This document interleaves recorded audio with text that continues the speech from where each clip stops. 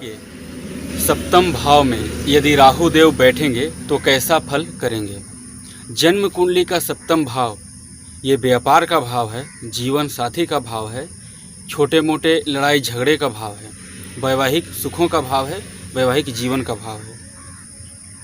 इस भाव में यदि राहु बैठते हैं तो कैसा फल देंगे। राहु का एक अपना मूल स्वभाव है और कोई भी ग्रह अपने मूल स्वभाव को नहीं छोड़ता, चाहे वो किसी भी भाव में उच्च का ही क्यों न हो, मित्र राशि ही क्यों न हो, मूल त्रिकोण का ही क्यों न हो, अथवा नीच का शत्रु क्षेत्री ही क्यों न हो। ठीक उसी प्रकार राहु का एक मूल स्वभाव है मति को भ्रमित करना। एक दूसरे के बीच यानी मति भ्रमित होंगे तो एक दूसरे के बीच हमेशा संशय बना रहना, शक का दायरा बने हुए रहना, शक की मियाज होना यानी शक करने का बीमारी नहीं जाना, ये राहु के द्वारा दिया जाता है। सप्तम स्थान लाइफ पार्टनर के साथ साथ बिजनेस पार्टनर का भी भाव है।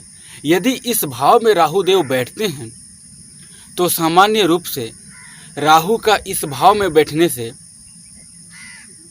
मूल जो कारण होता है वैवाहिक जीवन में ना तो बहुत ज़्यादा अच्छा रहता है और ना ही बहुत ज़्यादा खराब। ध्यान रखिएगा कि यहाँ मैं केवल राहु के फल बता रहा हूँ। राहु का फल ना तो किसी राशि विशेष को बता रहा हूँ कि राहु का फल ना तो किसी राशि में कि ये इस राशि में बैठेगा तो ये फल देगा, और ना ही राहु का फल किसी लग्न विशेष को मानते हुए ये फल मैं बता रहा हूँ। केवल राहु का सप्तम भाव में बैठने से क्या फल होगा उसका फल मैं बता रहा हूँ। न तो किसी ग्रह की युति, न दृष्टि, न किसी राशि और न किसी लग्न विशेष को ध्यान में रखते हुए नहीं फलादेश किया जा रहा है। राहु जब सप्तम स्थान में बैठेगा तो अपने बल के अनुसार वैवाहिक जीवन में एक मत होने ही नहीं देगा, हमेशा वैवाहिक जीवन में मति को भ्रमित करेगा। बिजनेस का बात है तो बिजनेस में यदि बिजनेस में यहाँ पर राहु अच्छी स्थिति में है, अच्छा फल देने के लिए बाध्य है यहाँ पर, तो राहु बिजनेस में अच्छा देता है, बिजनेस में अच्छा प्रगति देगा, अच्छा इनकम देगा। बिजनेस में व्यक्ति आकाश की ऊंचाइयों को छुएगा, बड़े ऊपर तक जाएगा। वहीं यदि बिजनेस के लिए देखा जाए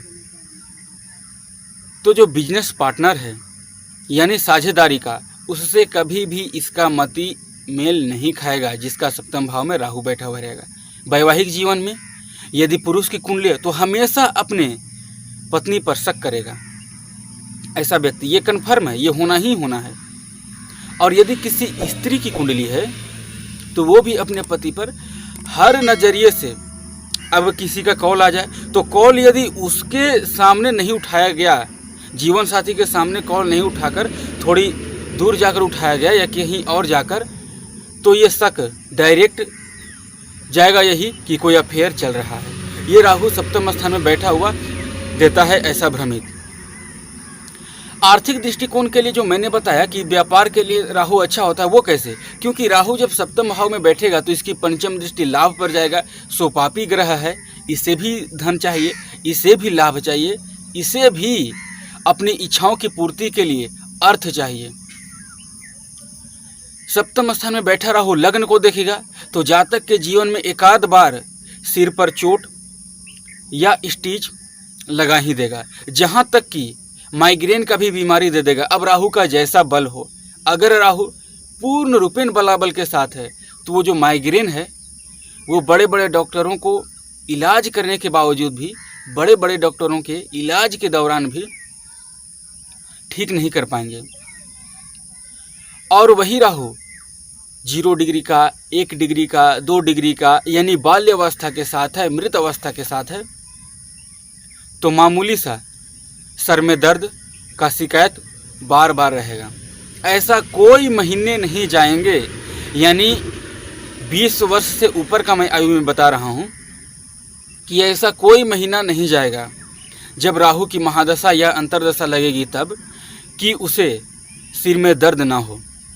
सिर में दर्द वो व्यक्ति का रहेगा ही रहेगा, और ऐसा व्यक्ति बार बार मेडिसिन लेकर सिर में जो दर्द है उसे दबाने का ही कोशिश करेगा।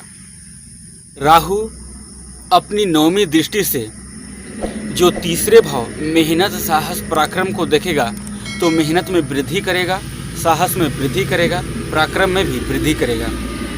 किंतु ये तीसरा भाव छोटे भाई बहन का भी है, तो वो कभी भी छोटे भाई बहन के साथ संबंध अच्छे नहीं रहने देगा, क्योंकि क्रूर ग्रह और पापा ग्रह में यह एक विचारणीय तथ्य होता है कि वो ग्रह फल तो दे देता है, मेहनत का हो, लाभ का हो, जो फल उसके जीवन में प्रगति के लिए देखा जाए उस फल को दे तो देता है, किंतु संबंधों में कभी मधुर नहीं रहने देता। संबंधों में हमेशा खटास और हमेशा दूरियां ही बनाता चला जाता है। अगर सप्तम भाव का स्वामी यानी जो सप्तमेश है वो यदि नीच का हो जाए अथवा 6, 8, 12 भाव में बैठ जाए, उसके बाद ये राहु सप्तम स्थान में बैठा हुआ हो, यानी राहु सप्तम स्थान में बैठा हुआ हो तो हो, लेकिन जो सप्तम भाव का स्वामी है जो सप्तमेश है वो 6, 8, 12 में या बैठ जाए अथवा नीच का हो जाए, तो आप यूँ मान लीजिए कि उसका एक विवाह टूटेगा ही टूटेगा 100%। चाहे उसका डाइवोर्स हो जाए, प्रथम डाइवोर्स हो जाए, चाहे तो खुद वो वैधव्य का शिकार हो जाए। अब किसी भी प्रकार से बहुत सारे ऐसे रीजन हैं, किसी के भी मृत्यु का बहुत सारा कारण है, वाहन दुर्घटना से, साथ ही घटनाएं हैं। यहाँ मेरे पास तो यहाँ तक का भी केस आ गया है कि व्यक्ति जब भोजन कर रहा था तो भोजन करने के दौरान निवाला उसके कंठ में अटक गया और उससे उसकी तुरंत 10 मिनट के अंदर मौत हो गई। तो मौत के अनेक प्रकार हैं, किसी भी विधि से हो सकता है, लेकिन एक विवाह टूटेगा जरूर यदि सप्तम भाव का स्वामी 6, 8, 12 में चला जाए अथवा नीच का हो जाए और सप्तम स्थान में राहु बैठ जाए। तब विशेष रूप से सप्तम भाव का जो राहु है यदि अच्छा फल देता है, अच्छा फल यानी उच्च का, मूल त्रिकोण राशि का, स्वराशि का है, तो विशेष रूप से, और साथ ही किसी भी पापी ग्रह का दृष्टि नहीं होना चाहिए, नहीं किसी अन्य पापी ग्रह का योग होना चाहिए, तब ये बिजनेस के लिए अच्छा रहता है, साहस पराक्रम मेहनत में वृद्धि करता है, लाभ के लिए अच्छा रहता है। अब वैसे ही अगर सप्तम भाव में राहु जो बैठा हुआ है उसको मंगल देख ले, शनि देख ले, या मंगल बैठा हुआ हो साथ में, शनि बैठा हुआ हो साथ में, सूर्य बैठा हुआ हो साथ में, तब एक विवाह हमेशा टूट जाएगा, बिजनेस भी अच्छी स्थिति में नहीं रहेगा। बृहस्पति की दृष्टि रहेगी तो अच्छा रहेगा, और बृहस्पति बैठेगा तो बिजनेस में उतार चढ़ाव अच्छा इनकम देगा, लेकिन बहुत ज़्यादा अच्छा फल नहीं दे पाएगा।